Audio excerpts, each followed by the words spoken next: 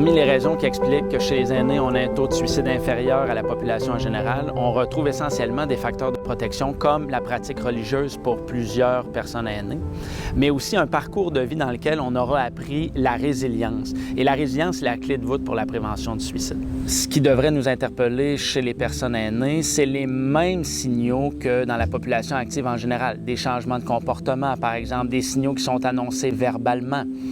Mais l'enjeu, c'est que souvent, on va sous-diagnostiquer ou sous-évaluer la détresse psychologique chez les aînés. Et ça participe au décès par suicide.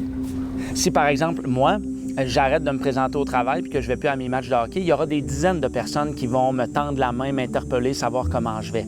Mais trop souvent, chez les personnes âgées, on va banaliser ces signaux-là et on va les associer à des symptômes normaux de la vieillesse, ce qui n'est pas le cas.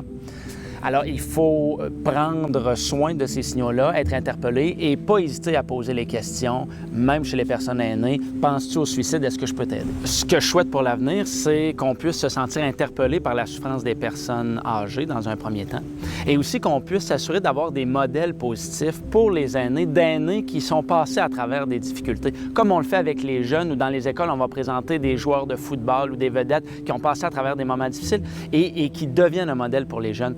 N'ayons pas peur de faire en sorte qu'on montre aux aînés des modèles de leurs semblables résilients et qui portent des messages d'espoir.